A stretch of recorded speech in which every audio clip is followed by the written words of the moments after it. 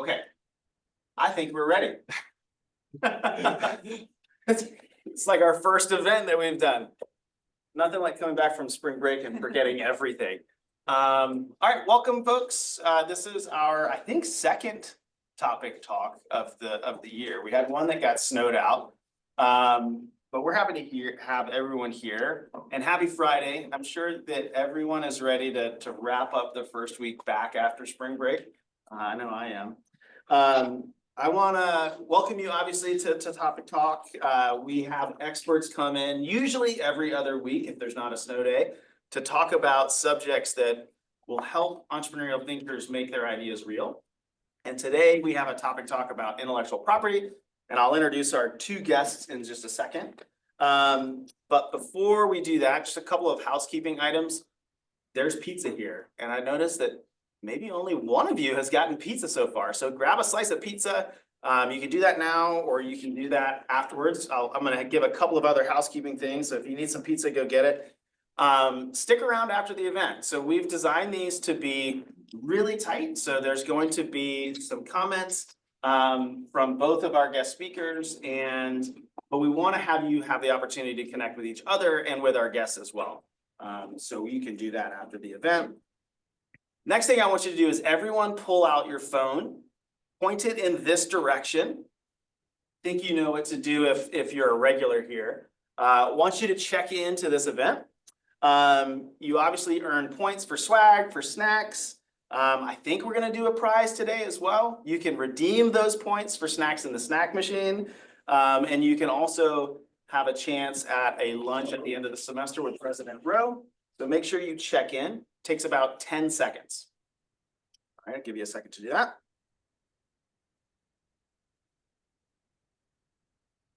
Right. Everybody checked in. And online, you should have a link in the chat. You can do that too. Thank you, Michael. All right. So we have two guest speakers today. One is remote. Arne, are you in the US or are you overseas at the moment? I'm in the US, but only for a few more hours. Okay. Wow. You know, part of the role of any entrepreneur is to be ready for global business. So there we have it. That's right. Well, I'll introduce Arne since we're having a conversation with him already. Arne Ballantine is the CEO of Ohmium, and he hails from Palo Alto, but obviously is on his way to Europe here just after this call. He leads efforts at Ohmium to make green hydrogen a reality through electrolyzer technology, and I'm sure he'll talk a little bit about that. He's got 20 years of experience in hydrogen and power generation, and pertinent to this conversation that we're having today, Arne holds almost 100 US patents. And 193. 100.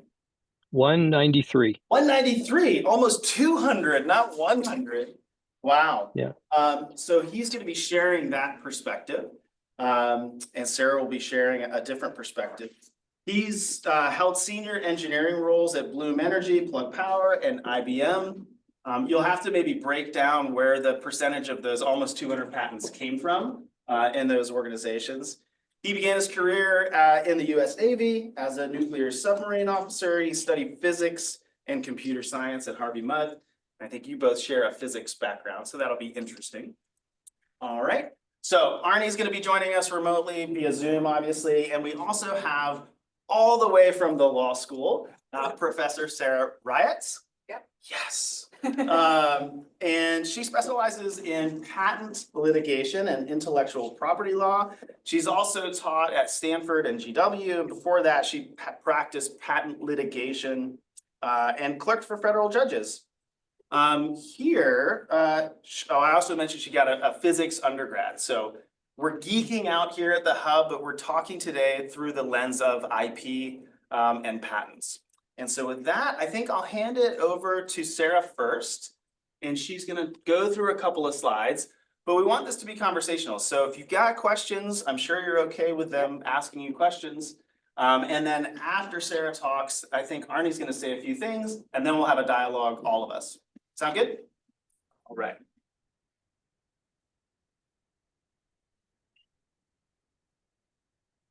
Okay. All right, great.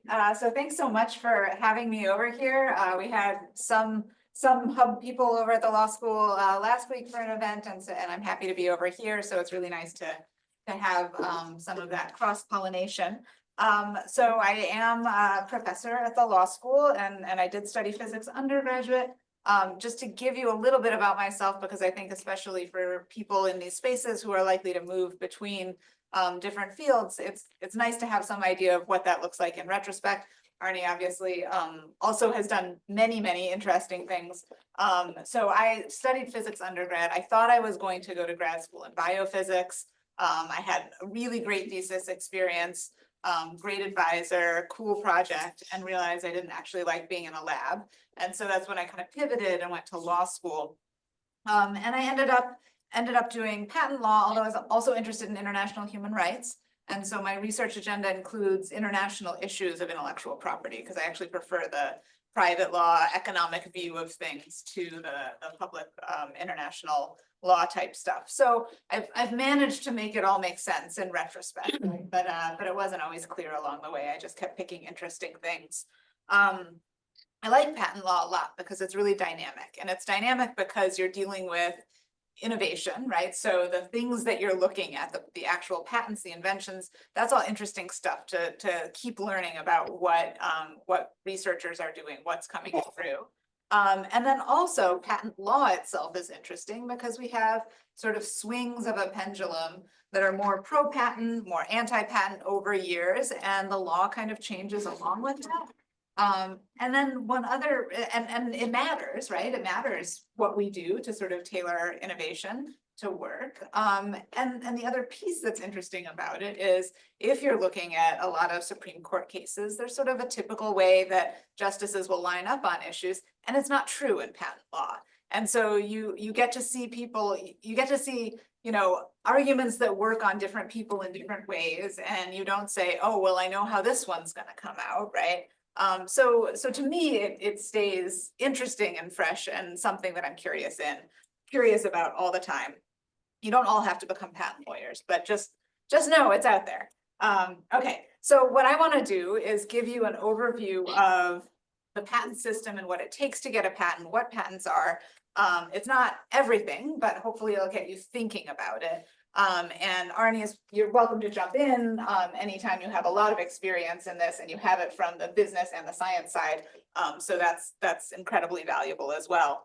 But I want to give us all kind of the same start about what we're talking about. Okay, so what is a patent? A patent is a right to exclude someone from making, using, selling, offering to sell, or importing something that's covered by the patent. And it's granted by the government, by the USPTO. It's not a right to use something, it's just a right to stop others from using it. So if it's a drug, you still have to get your FDA approval, right? But if it's illegal, that doesn't mean you can make and sell it, but you can stop others from doing it. Sometimes businesses will encounter sort of blocking patents and holdup problems. So you might have patents owned by different entities. And if they were put together, they would really work well.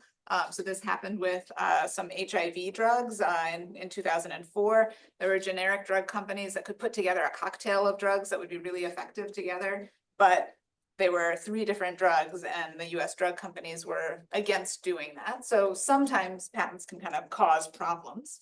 And we'll talk a little bit more about that later, but overall they're this right to exclude.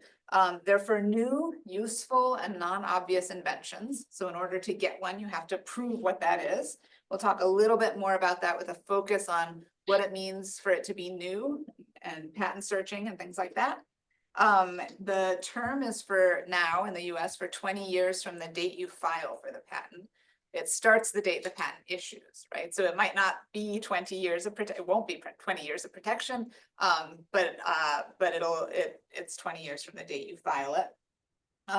Patents have their basis in the Constitution. So Article 1, Section 8 gives Congress the power to grant patents in order to promote the progress of useful arts. The science part is the literature part, copyright. Useful arts is the patent part.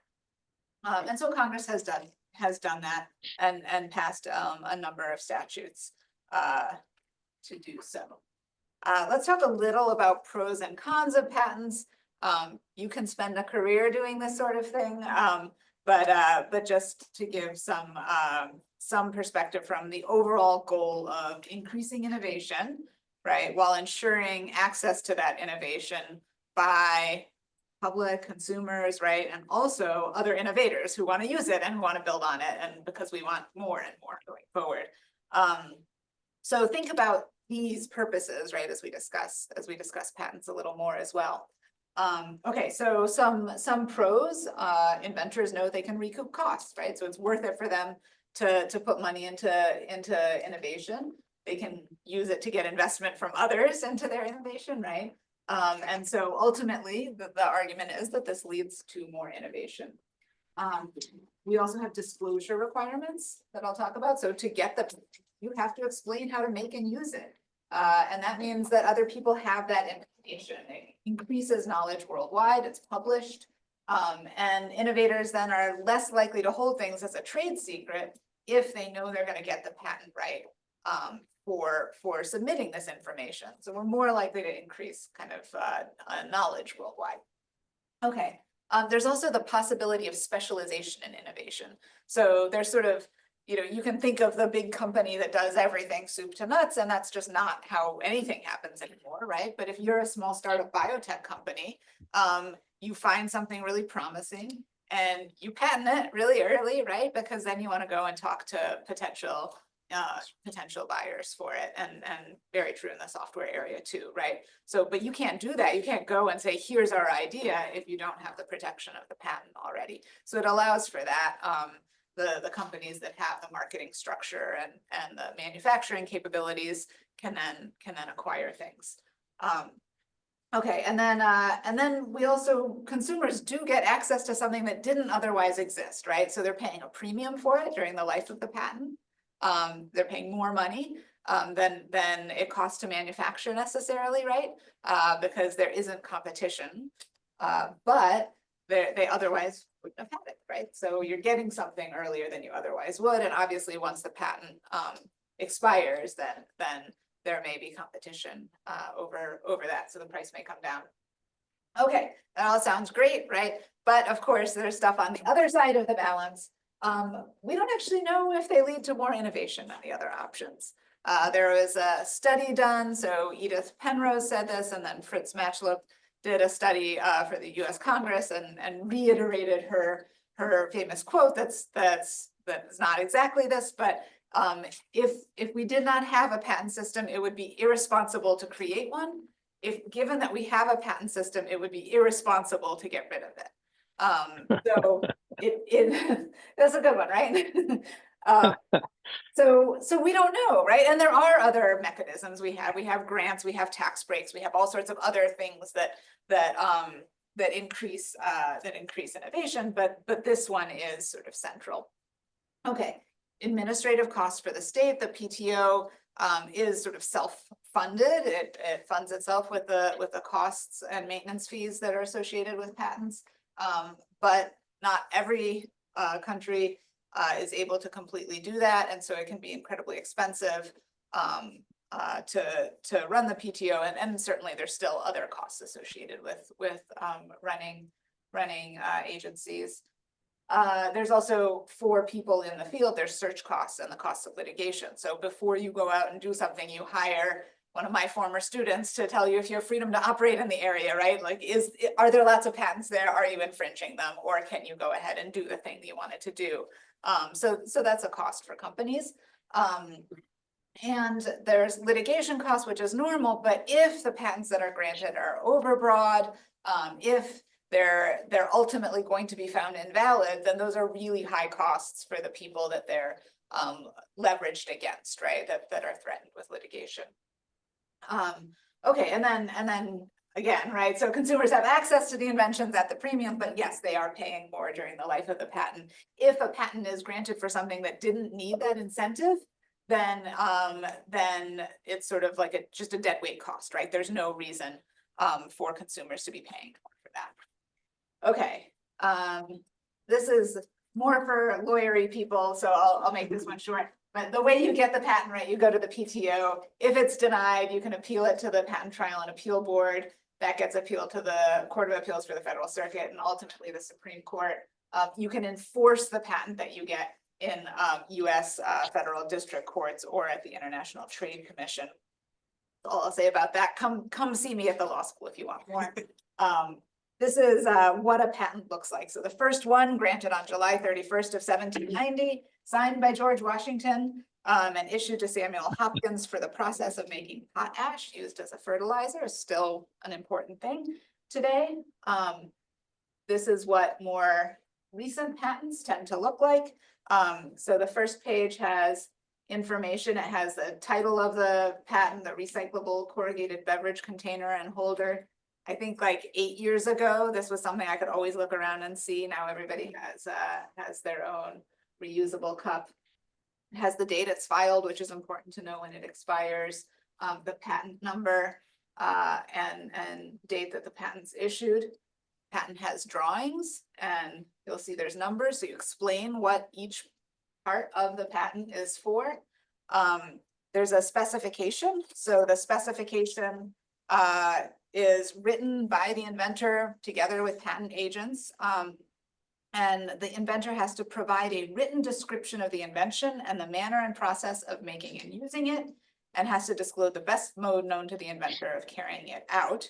And that's all included in this description.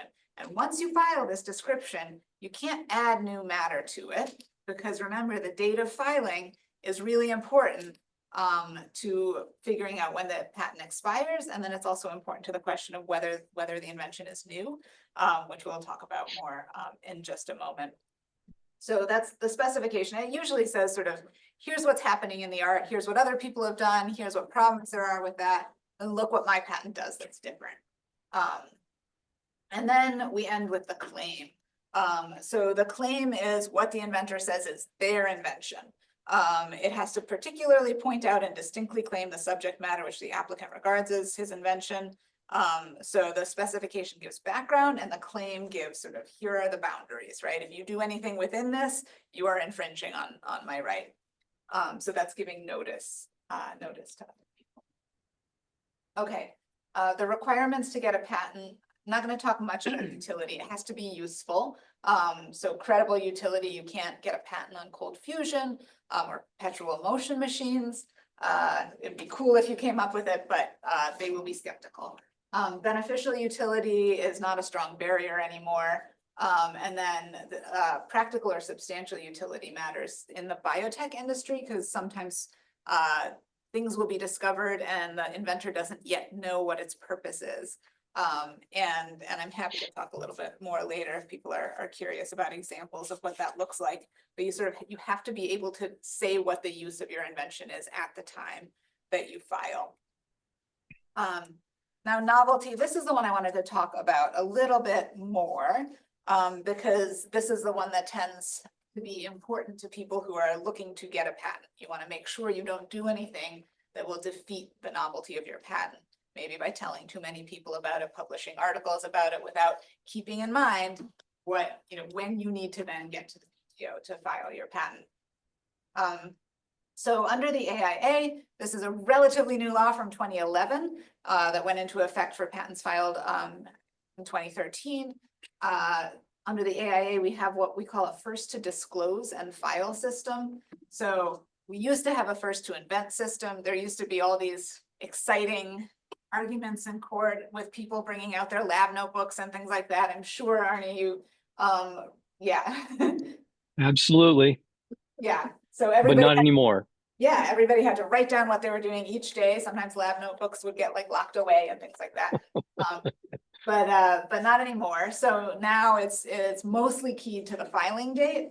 But if you've disclosed within the year before the filing date, you're okay. So I have this little timeline. I think it actually works out fine here. So this is the effective filing date that I have right here. So effective filing date means either you filed a provisional patent, that's something where it's like a placeholder. I think maybe we'll talk more about that in a bit. Or you filed a foreign patent and within 1 year you're filing here, or through PCT you're filing here, whatever it is, it's the earliest date you can claim as a filing date. So that's your filing date. What the novelty thing it says is, if you have offered it for sale, published it, or used it in public, then that will defeat novelty. That means it is not new, unless it's within a year, within the last year. So if you did anything and it's within that 1 year of filing, you're fine. It'll also defeat novelty if somebody else has published it, used it in public, sold it, or whatever, unless you can point to having published or used it before them, and it's also still within that 1 year. So that's why we call it a first to disclose and file system, right? So you have to be the first one who gets it out there, and then within a year you have to get to the PTO and file it, or have, you know, a foreign filing or a preliminary filing or something like that. And just a tiny little tidbit here, you know, in the room, you probably think of yourselves as you will be the expert innovators on whatever this thing is that you're going to file on, you know, that Sarah is describing. You can be your own worst enemy here if you don't understand this 1 year clock. Because, oh, I sold 1,000 of them, and then you get to month 13 and you want to go file your IP, and you realize you messed up because you let 13 months go by.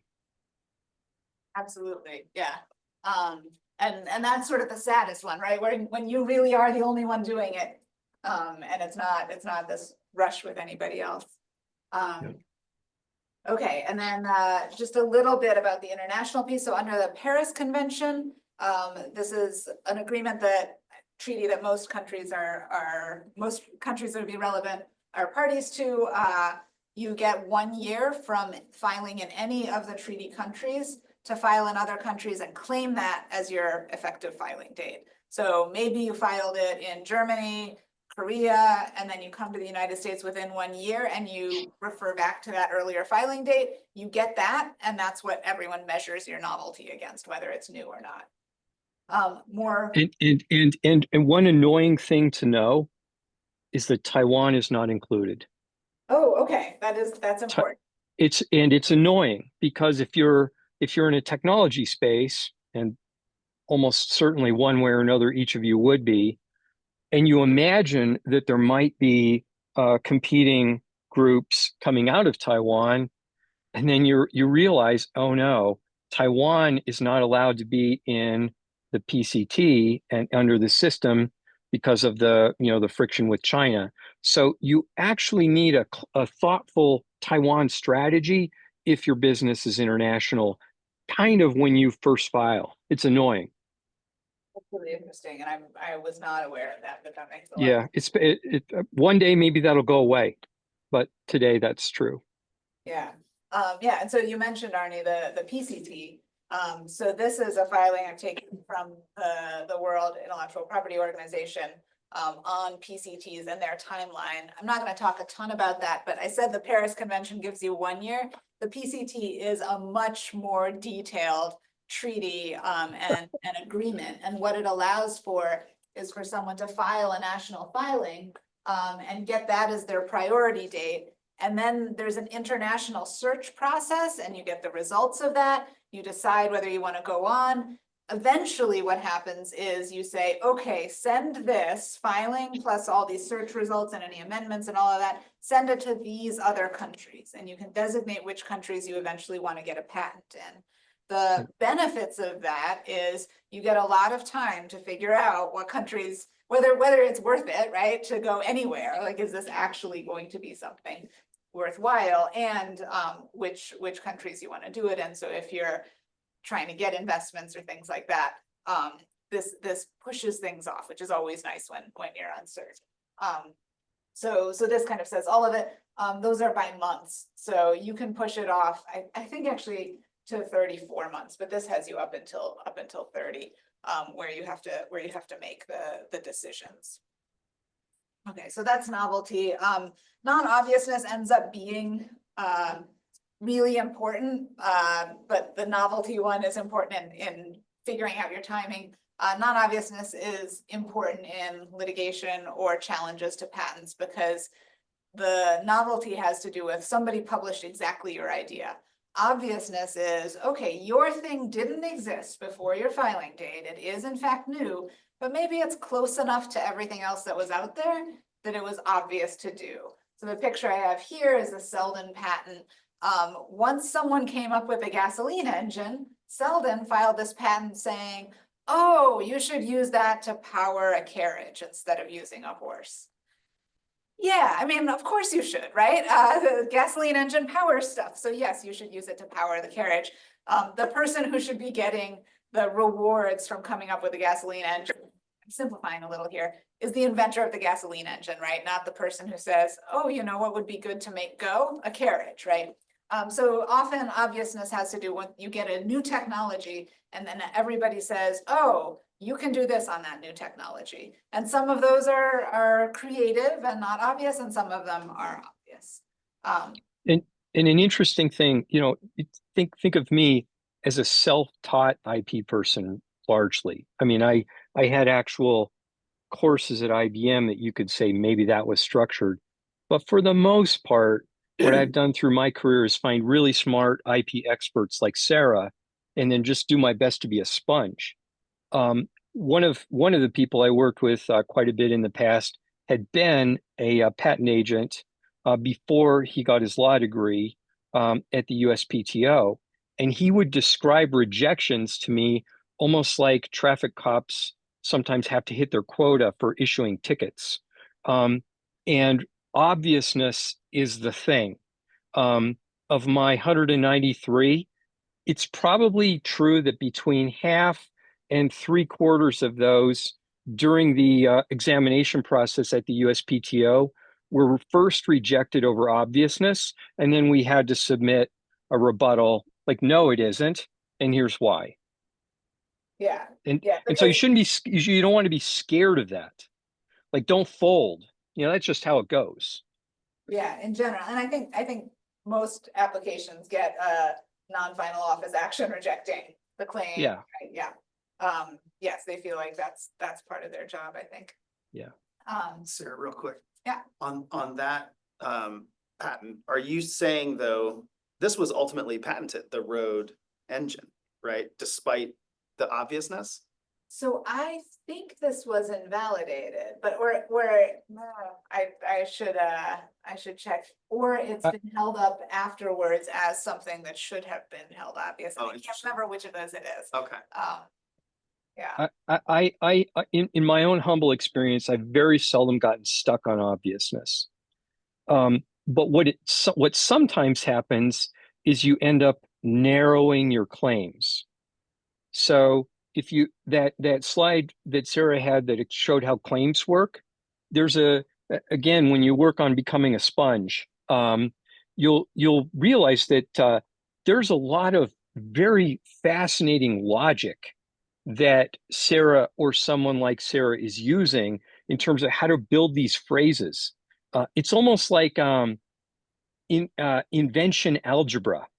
And once you see how that's working, you can see that the future points of surrender are already built into the language. And so, for example, maybe claims 1, 2, and 3 are gone. Like, oh well, but wait a minute, 5 and 6 are not obvious, you know, and then you proceed forward with those, or you decide you don't want to spend the money.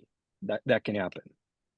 Yeah, that's a great point. So in the claims here, for example, there is claim 1, and then the claims that follow are, so claim 1 is called an independent claim. The claims that follow are a dependent claim. And each of them depends from claim 1. It says the holder of claim 1, wherein said tubular member comprises a corrugated tube having first and second open ends of unequal cross-sectional dimensions, right? So it goes like that somehow. It sounds like a foreign language. But after you've done it for a while and worked with the Sarahs of your life, you can write that way too. And of course, when you do, then you make your IP law partners, you make their life much easier once you master claim language, even as a like a kindergartner claim writer. Yeah, and it is like hybrid language. It's law and science kind of mixed together, and you get to deal with the chief engineers at these companies and talk to them about what it is that they're inventing, and that part's really fun as well. Okay, I think this is the last thing I'll say is just about disclosure, which we talked about before. This is one of the benefits of patent law, right? There's a requirement that the specification describe the invention well enough for others to make and use them. Then the claims will point out and distinctly claim the subject matter. And so a sort of interesting question relatively recently in Amgen v. Sanofi has been about this in the context of genus claims. So have you enabled something if you claim a whole genus that can do something? How specifically do you need to point out which parts of those genus will work and won't work? So in the Amgen case, I think they said, run it through these tests, and if it works well, then that's within our patent. And it ended up being invalidated. And there was many members of the genus. And so now it's a little bit in flux whether you can claim things that way, whether you have to enable each species within the genus or whether you can do that.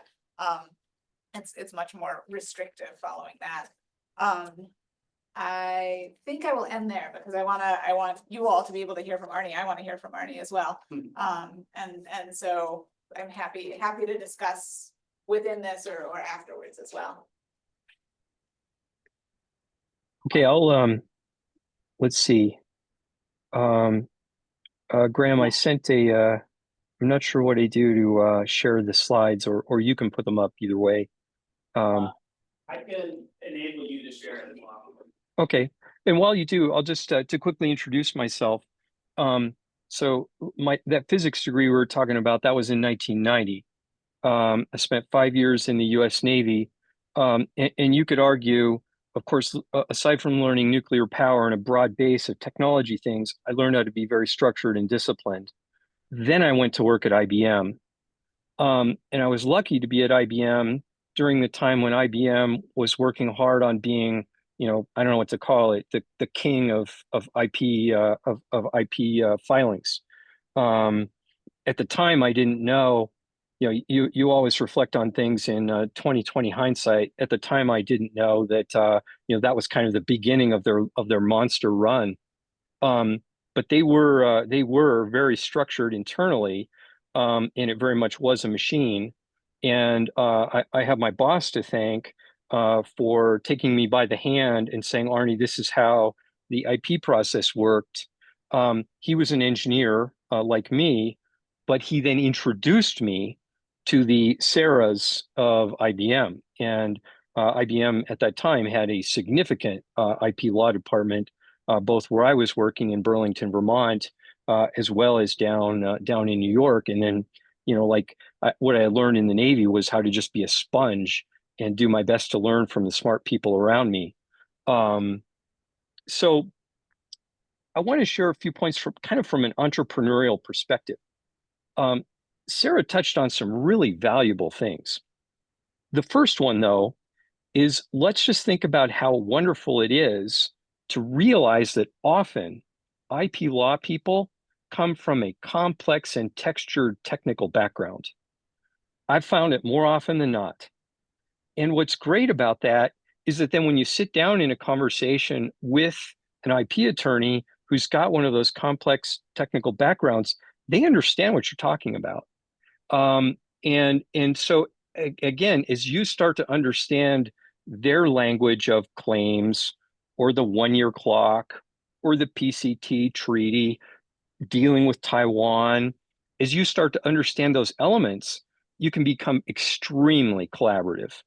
And that, of course, is, how does a guy like Arne Ballantine, I went to an average high school in Seattle.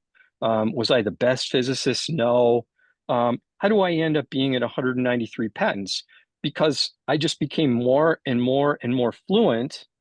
And also because at IBM, I learned how to be fast. So I want to talk about the fluent and fast things just a little bit. But again, let me touch on one entrepreneurial thing. Each of you may have the desire to go and create and launch a company, or you may be working with teams of people who are in the middle of that. There's no question that when you approach investors, the depth of your intellectual property and how defensible it is has something to do with the value of the company you're creating. When I launched Ohmium, what did I do? I got myself clear of other, let's call it prior entanglements. I made sure that I wasn't employed by anyone else. And I even allowed for, some period of weeks of air gap, if you want to call it that. And then what did I do? I wrote invention disclosures. I knew which space I was targeting for our company to enter. I wrote invention disclosures for a solid week. And you can chat with someone like Sarah about the difference between a provisional filing and utility filing. The important distinction is that in a provisional filing, you can literally file the napkin. No one's going to like that idea, but you can file the napkin. And so you've sketched your idea out on a napkin. The more you're able to be fluent in that claim speak type of logic, the better your napkin's going to be. But what it means is that you can lean forward quite a bit as a startup entity, keep your costs very low, and give yourself a lot of runway in terms of then having that claim space as you build investment and have funds. I'll just put a few things on the screen. While you're doing that about provisionals, Arne? Yeah. Okay, so I will just say, but whatever you have on that napkin has to support what you end up having as your specification and claim. So you can't add new matter to it. So if you Nope. have something, put it on the napkin. Put it on the napkin. It's a very thorough napkin. And you can review the claims. I mean, the wonderful thing is you can go onto Google and type patent and you can see how indented these claims become. You may as well write that on your napkin. And that's, why did I spend a solid 2 weeks writing invention disclosures? It was exactly for that reason.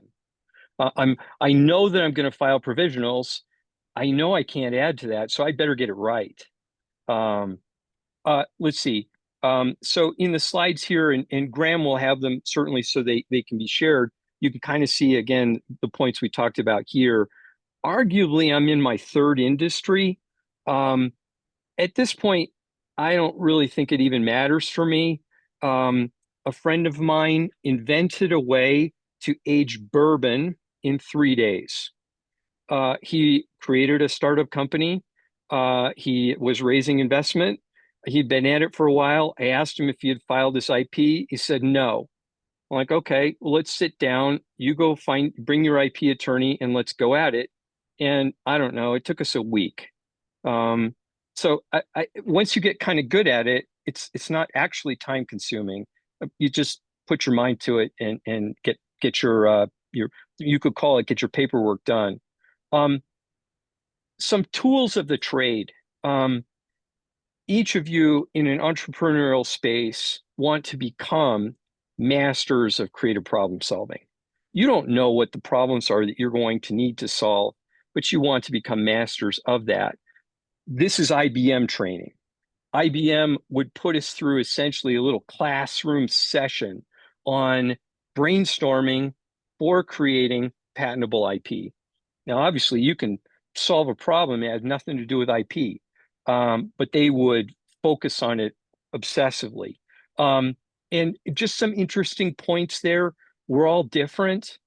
In an IBM setting, I was often someone with tweaking ideas like, oh, you want to make a transistor do that weird thing? I know how to do that. We're going to do this and this and this and this. And then together, the mad scientists of IBM with Arne's support could come up with strong IP. Over my lifetime, I've become more of the mad scientist. But when I was a more junior engineer, I was less of a mad scientist. And also, as you sit down with different groups, you'll find you may be more of the revolutionary thinker or the evolutionary thinker. What's important is to set aside the judgment associated with that. last little point on here, you very much want to know the difference between inventorship and authorship. And someone like Sarah can really help you be straight on it. Authorship is, I put my advisor on my paper. Inventorship is, you've contributed to an element of a claim that issues. And it's very much not the same. Is my lab tech a co-inventor? Generally not. But on the other hand, if a lab technician says, you know, Arne, the real issue here is you're trying to do this with silicon nitride, and we should be doing it with an SiO2 layer. You try it out, SiO2 works. Now the lab technician is a co-inventor.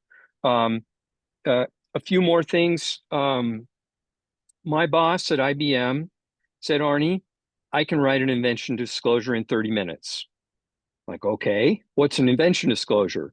Well, Sarah explained it, but you could think of the invention disclosure as the draft of the patent application. It is the thing that the IP attorney is going to start with. And his method was 4 paragraphs. What's the problem you're solving? What's the prior art, which just means what did people do before you? What's your solution? And I can tell you from empirical study, if you can't somehow draw it, sketch it, make a flow chart, make a diagram, the odds that you can get everybody to understand your invention are low. Whereas if you can draw it, sketch it, make a diagram, make a flow chart, the odds shift to significantly higher. And then last point, which comes back to patentability, is what's the advantage? Why is it better than the prior art?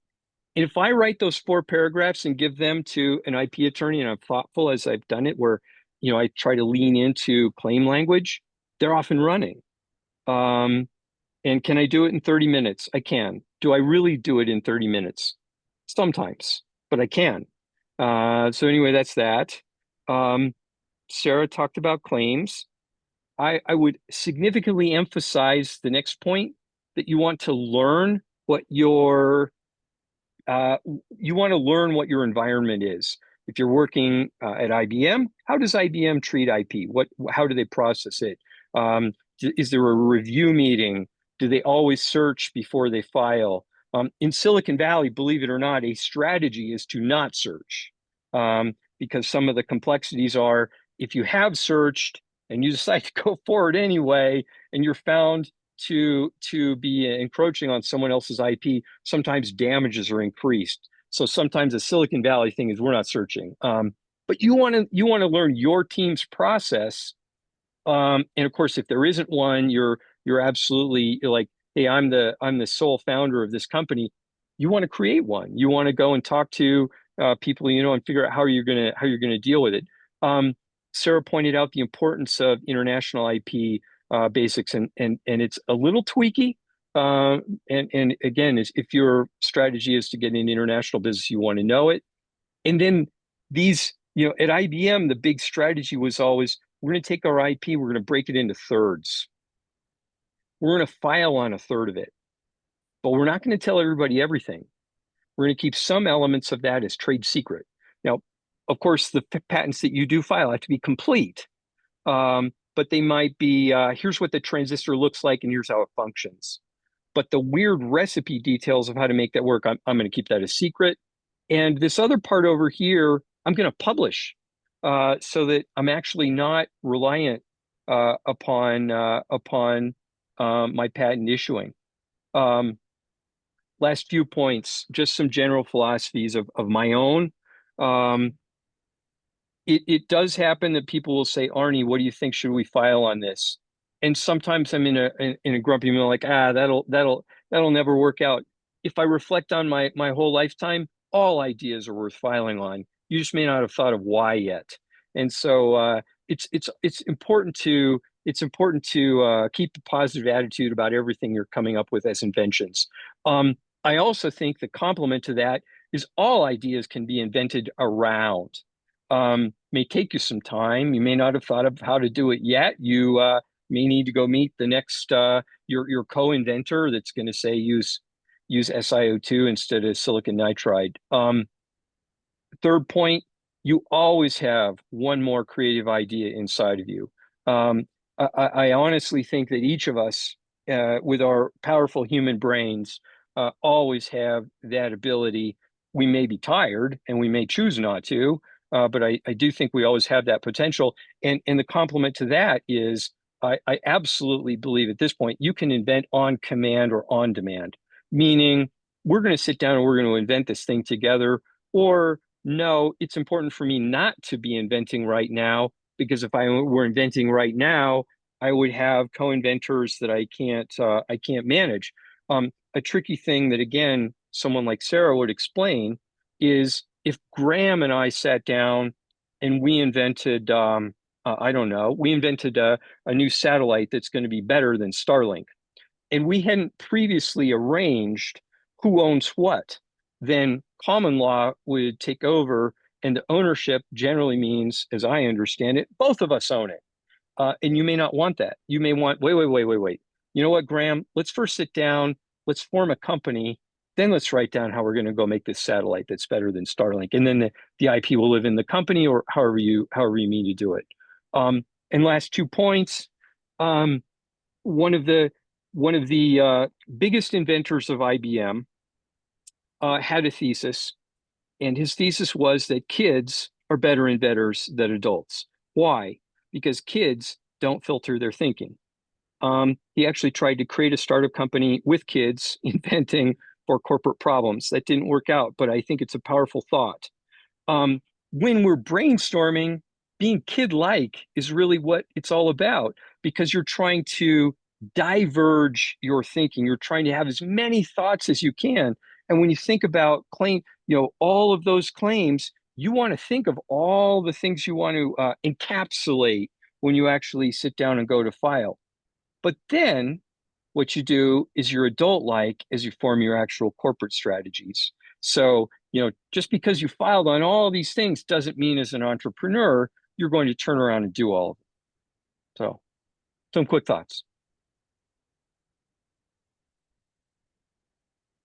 But Yeah, we're open to questions. yeah, I think at this point, we'll just do a dialogue.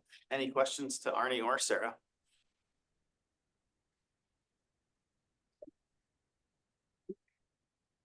Don't all jump at once. Well, I have oh, good, you have a question. Okay, because I had a question after you. Go. I was curious on, like, perhaps you went into it and I just wasn't hearing it correctly, but like, you said the filing date is like when it really starts. How does that differ between like it being approved, like when it's officially being protected? 3 years. Approximately, yep. My 193, I have kept a graph. Again, I'm structured.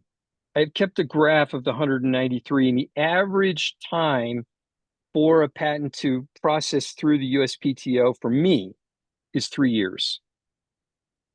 It So varies a bit among industries, but yeah, three. There are tweaky rules where if you're working with a person who is, say, 75 years old, you can ask for accelerated review, because maybe it's important for them to see an issue in their lifetime. There are things like that, but even with that, because I've worked with some 75-year-old co-inventors, even with that, for me, the average is 3 years.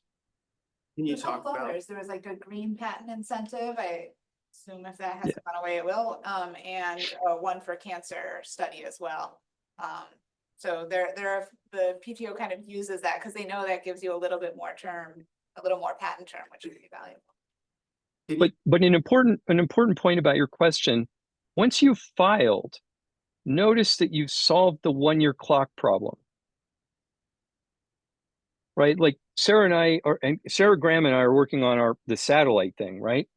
And it's really important for us to go have a meeting with a customer or a supplier, or I don't know what, a government.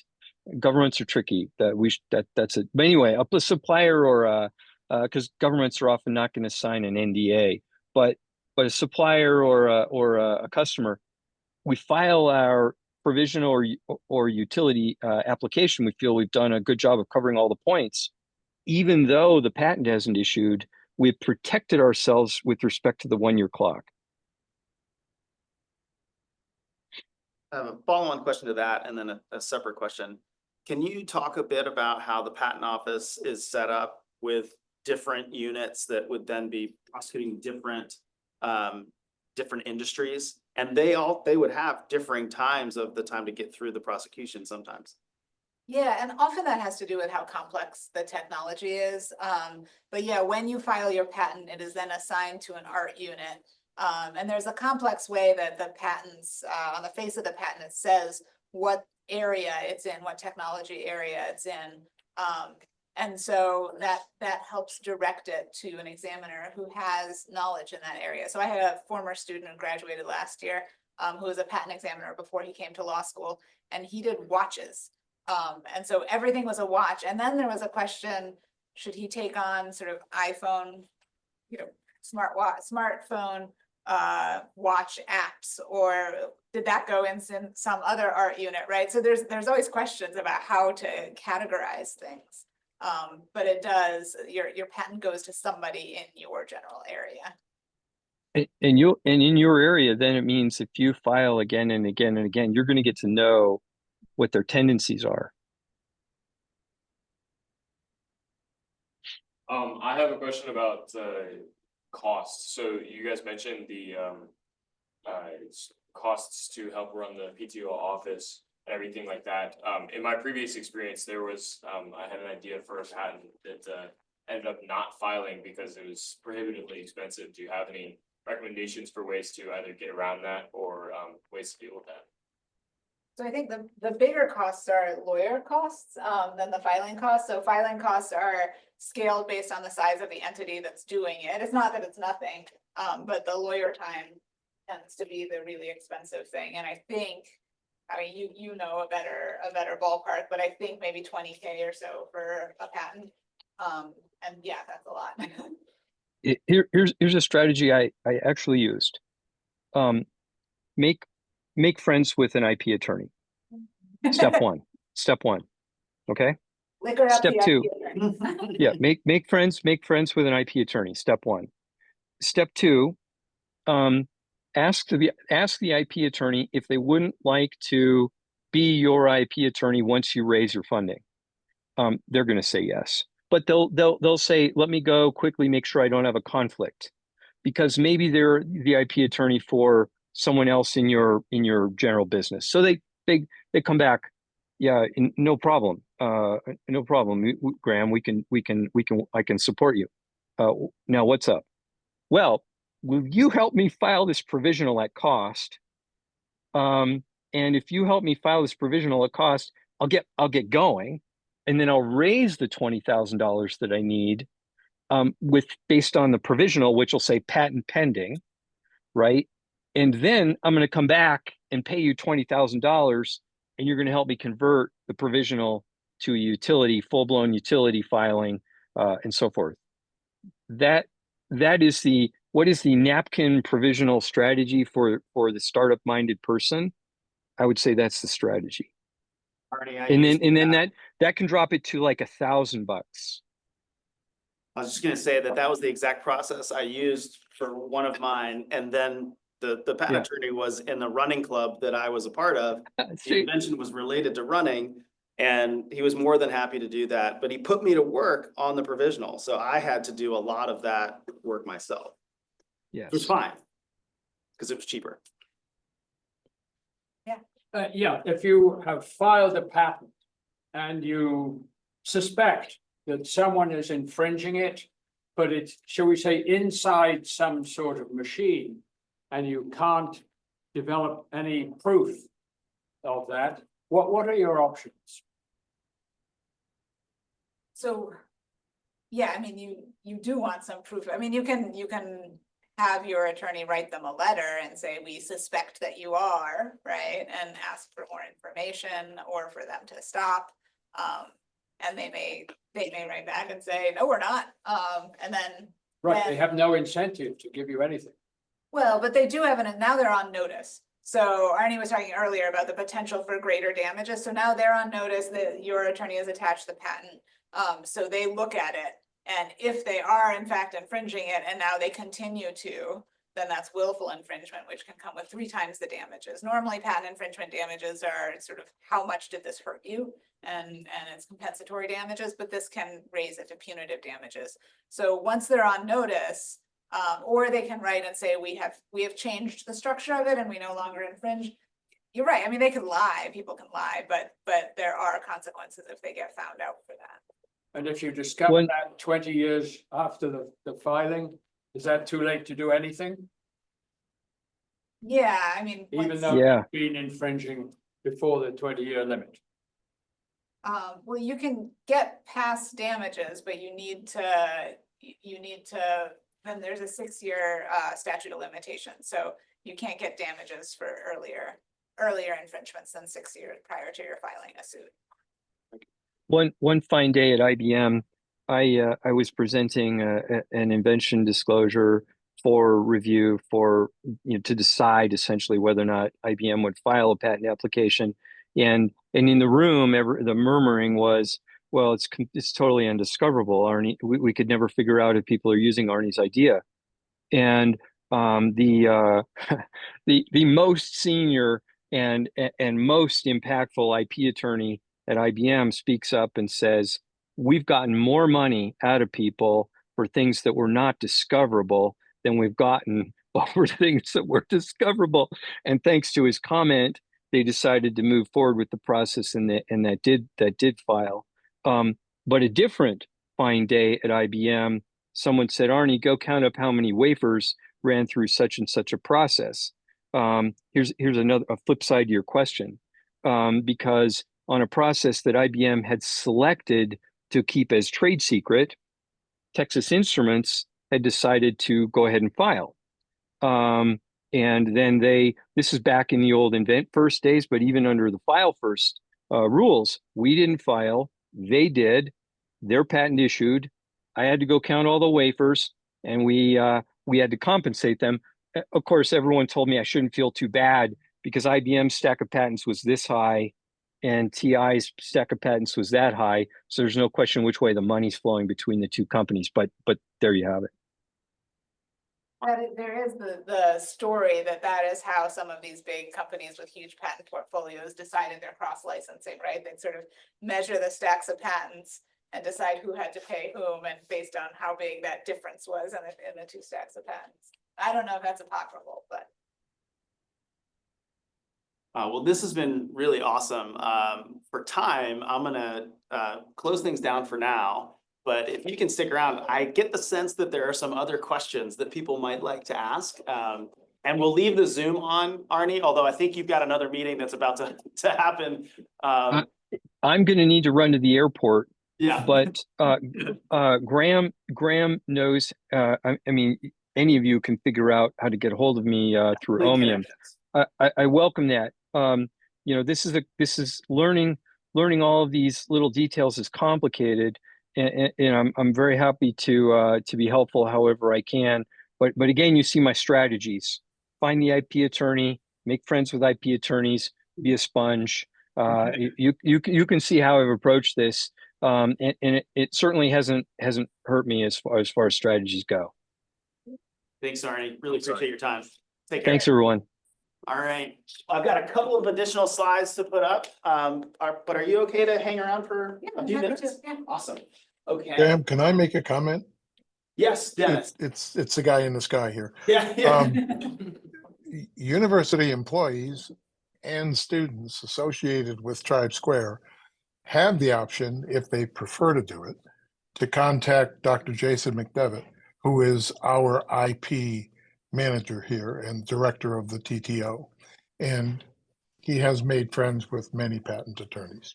Yes, indeed. The disembodied voice is Dennis Manos, the Vice Provost for Research here at William & Mary. And we have resources available to folks here to help you navigate the patent process. All right, so a couple of quick final announcements before we wrap up. You can click on that, Harris, so that this works. Thank you, sir. So this is our makeup topic talk. So this was from a couple of weeks ago, but Todd's going to be coming back on Wednesday of next week. So it's a little bit off schedule. Todd will be talking to us about marketing on a budget. think that's a critical thing for a lot of folks who are associated with the hub and with Launchpad. So this is a different day than usual, but same time. So we'll be at lunchtime on Wednesday of next week. Then, next slide, please. We will have our second to last rocket pitch of the semester. So there's only 2 more. And there's 1 spot left for this one next week. And then there are 2 spots left for the one in a couple weeks after that. So if you're interested in pitching, make sure that you sign up quickly. And so that is coming up next week. So we'll have a Wednesday event and a Friday event next week. And then I think there's one more slide. And then finally, we have demo day in just 5 short weeks from today.